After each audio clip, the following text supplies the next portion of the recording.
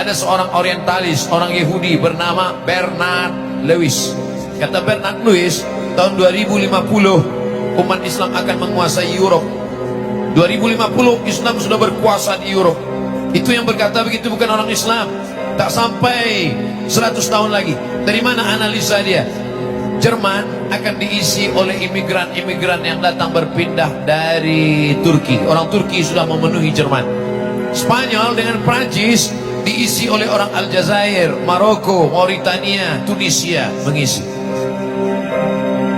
UK diisi oleh muslim-muslim yang datang dari India, Bangladesh, Pakistan. Tempat-tempat strategik diisi oleh orang Islam. Sedangkan mereka punah. Kenapa punah?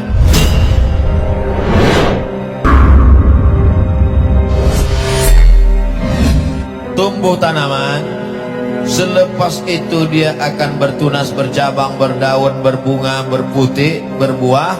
Selepas itu dia kemudian akan layu dan tumbang. Itu terjadi.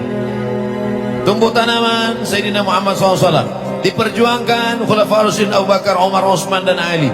Kuat pada masa Bani Umayyah, jatuh Bani Umayyah. Naik Bani Abbasiyah, jatuh Bani Abbasiyah. Islam tetap besar, hebat sampai kepada Mesir. Jatuh, berkuasa pula 700 tahun di Andalusia. Jatuh di Eropa Barat, muncul di Eropa Timur Muhammad Al-Fatih. Sampai akhirnya pada tahun 1923 ditumbangkan oleh Mustafa Kemal Atatürk.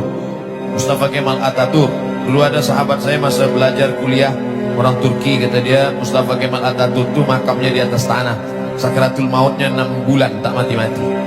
Lalu kemudian makamnya di atas tanah, bukan di dalam tanah, di semen di atas tanah, di Ankara. Oleh sebab itu maka bagaimana bisa jatuh?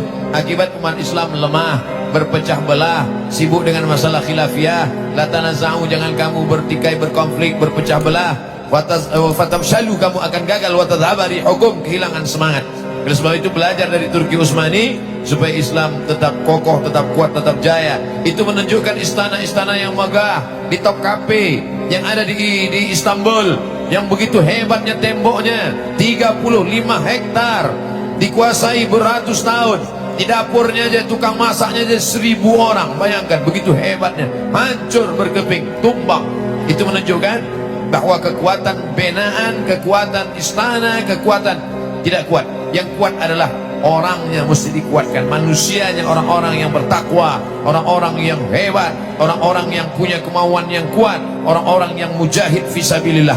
Oleh sebab itu caranya adalah tidak lain tidak bukan menanamkan akidah, dikuatkan bahwa hidup ini kita tidak terlena dengan dunia.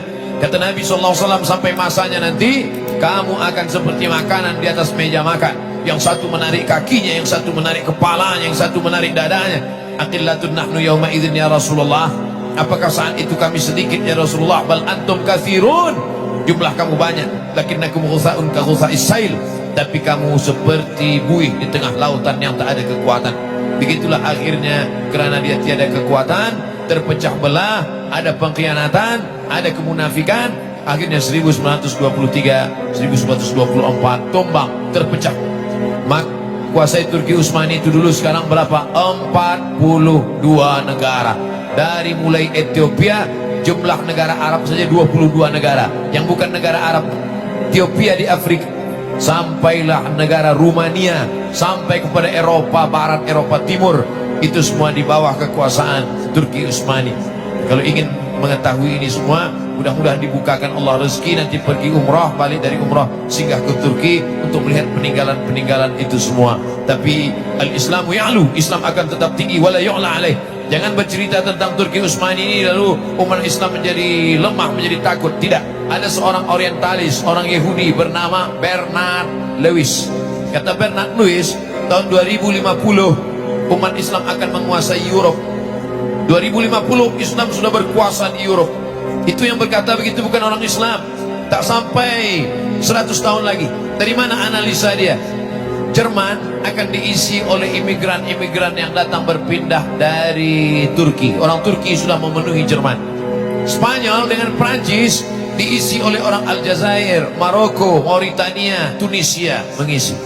UK diisi oleh muslim-muslim yang datang dari India, Bangladesh, Pakistan. tempat-tempat strategik diisi oleh orang Islam, sedangkan mereka punah. Kenapa punah? Sebab mereka tidak mau menikah. LGBT terkena virus HIV, meninggal dunia. Sedangkan umat Islam pula banyak anak, makan tidur 10. Otaknya cerdas, banyak. Sekarang sudah, Masya Allah, Tabarakallah. Bernard Lewis, Yahudi ketakutan Islam akan banyak, Islam akan tidak perang. Islam menguasai Europe tidak dengan cara perang, tapi dengan cara apa? Dengan kekuatan ilmu pengetahuan. Maka Islam yang paling cepat pertumbuhannya amat sangat pesat di Europe hari ini. Maka muncullah Islamophobia, ketakutan terhadap Islam, takut mereka. Maka dipancinglah Islam ini teroris, Islam ini fasis, Islam ini akan membunuh, Islam ini akan memancung. Tapi apa kata Allah? Wa makaru wa makarallah. Mereka membuat tipu daya, Allah membalas. Wallahu khairul makirin. Allah itu amat sangat kuat balasannya. Maka begitu Islamophobia ditakut-takutkan, Islam kalau berkuasa akan membunuh, orang makin mencari-cari Islam. Maka berbondong-bondong orang datang ke Maghribi. Mereka datang dari Spain, datang ke Maghribi, bersyahadat ramai-ramai ke masjid-masjid masuk Islam. Khasnya lagi selepas peristiwa 11 September, ramai-ramai sebab mereka mencari Islam, mereka cari dakwah-dakwah Islam, mereka download buku-buku tentang Islam. Akhirnya mereka waraitan nasa idza jaa nasrullah, kalau sudah datang pertolongan dari Allah, wal fath, kemenangan, waraitan nasa yadkhuluna fi dinillahi afwaja. Dan saya percaya janji Allah Subhanahu wa taala, innaka la tukhliful mi'ad. Ada satu yang belum. Nabi dulu berjanji 700 tahun lamanya, la tuftahanna al-Qastantiniyatu. Nanti Konstantinopel pasti akan direbut oleh umat Islam. Wala ni'mal amiruha. Pemimpin panglima perangnya pemimpin terbaik. Wala ni'mal jaisu dzalikal jais. Dan pasukan tenteranya adalah yang terbaik. Ketika Nabi berkata begitu, semua apa kata mereka? Majnun, gila, sahir, tukang sihir, kadzab, pembohong. Tapi 700 kemudian siapa yang menyangka ternyata persis seperti yang dikatakan Nabi SAW. Ada satu lagi yang belum terwujud janji Nabi. Apa dia? Rom itu adalah Europe. Itulah yang dikhawatirkan oleh Samuel Huntington dalam bukunya Clash Civilization. Itu juga yang dikhawatirkan oleh Bernard Lewis. Tapi janji Allah SWT akan terwujud. Tidak dengan perang, tidak dengan membunuh, tapi dengan apa? Dengan ilmu pengetahuan. Akan lahir sarjana-sarjana, akan lahir Muslim sekolah yang akan menunjukkan tanda-tanda kebesaran Allah. Sanurihim ayatina fil afaq. Kami akan tunjukkan tanda-tanda kebesaran kami di atas langit, kata Allah.